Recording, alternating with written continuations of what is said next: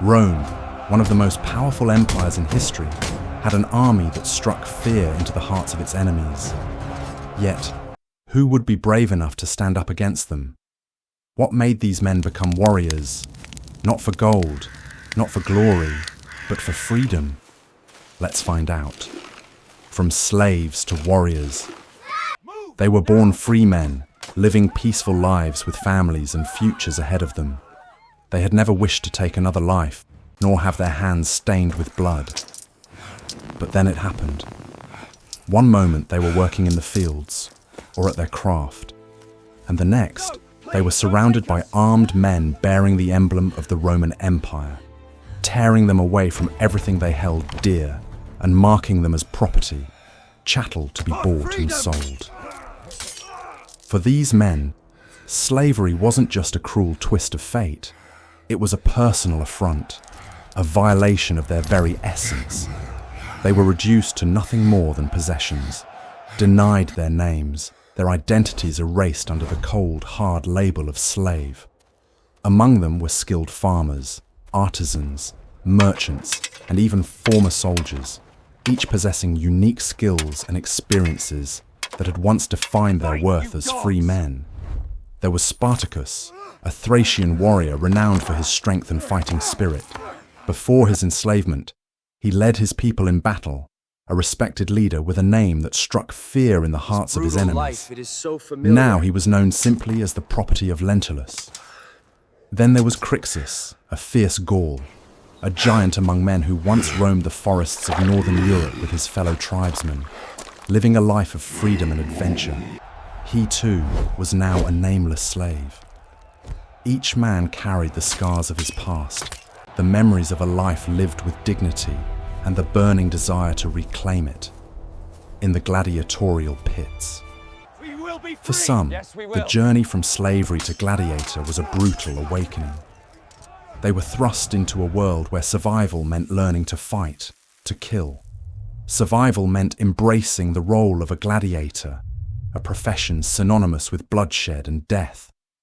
These men were forced to hone their skills with the sword, shield, and net, learning the art of combat not for glory or honor, but to stay alive. In the training grounds, under the watchful eyes of their masters, they learned to fight, not as soldiers, but as beasts of the arena, their humanity slowly fading away as they became shadows of their former selves, hardened by the harsh realities of their new profession. Every strike, every thrust, every parry was a step further away from the men they once were. But there were others like Marcellus, a former Roman soldier. Trained in the disciplined ways of the legion, he found a grim familiarity in the art of combat. He knew strategy and tactics, the coordination required to fight alongside others towards a common goal. He saw in the arena a distorted reflection of his former life. The camaraderie, the discipline, the orders barked and followed without question.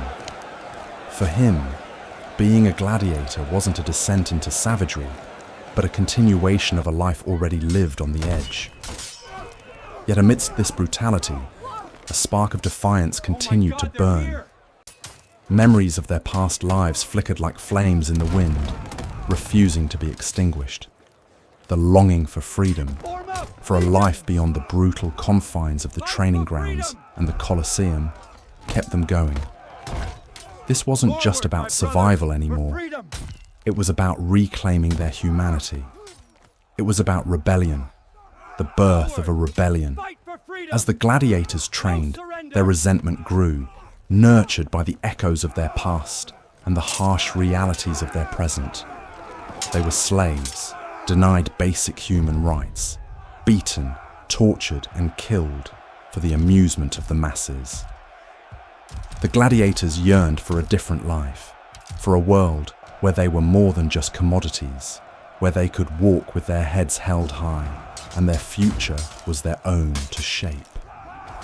Then came the catalyst, an event that turned simmering resentment into a raging inferno of rebellion. It started as whispers in the training yards, stories of a slave auction gone awry, of a revolt crushed in its nascent stage.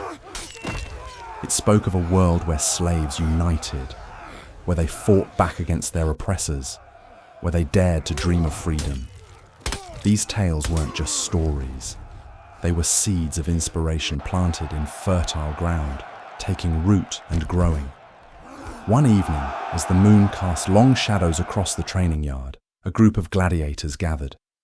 They were from different backgrounds: Thracians, Gauls, Numidians, each with their own language, customs and grievances. Yet in that moment, those differences paled in comparison to their shared humanity, their shared pain, their shared anger, and their shared hope for a better tomorrow. Around a flickering fire, they shared their stories, their voices echoing in the night, weaving a tapestry of sorrow, rage, and unwavering determination.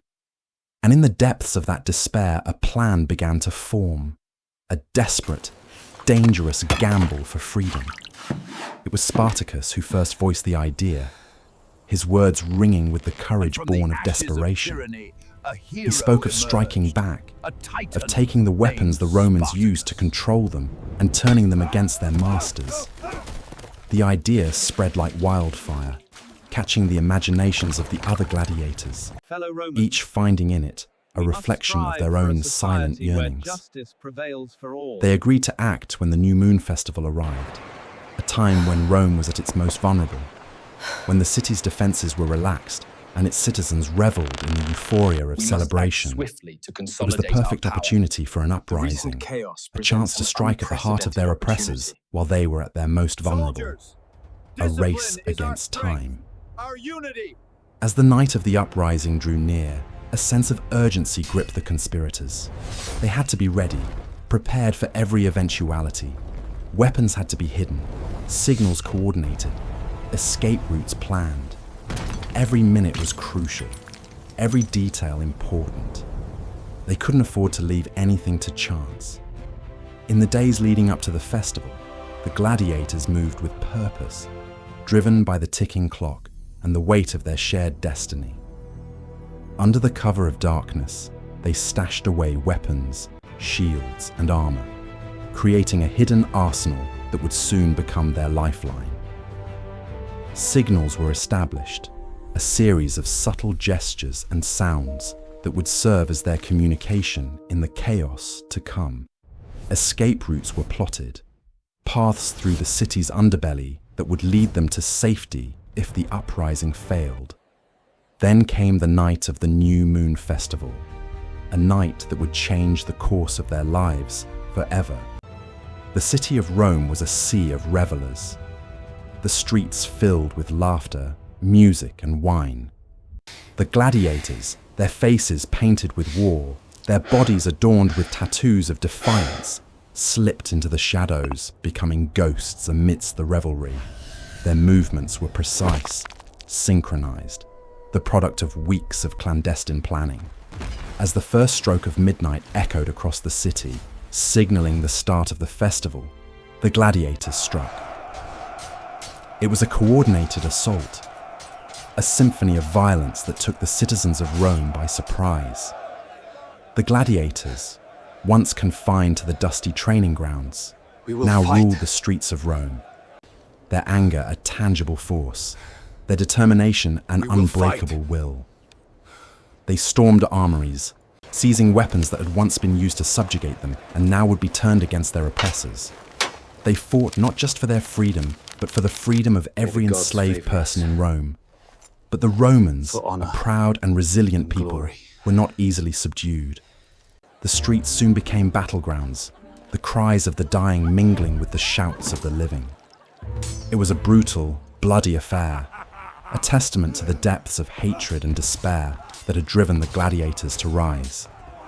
Through the chaos and carnage, Spartacus emerged as a beacon of hope, his leadership tested and proven in the fires of adversity. His strategic mind, honed during years of observing Roman military tactics, guided the rebels through the treacherous urban labyrinth. He rallied the downtrodden, giving voice to their voiceless rage and channeling it into a force that shook the very foundations of Roman authority. Yet the road to freedom was fraught with peril. The Romans, though initially caught off guard, were rallying, their legions pouring into the streets to quell the uprising. Spartacus and his men, outnumbered and besieged, found themselves cornered in the shadow of Rome's most iconic monuments, the Colosseum.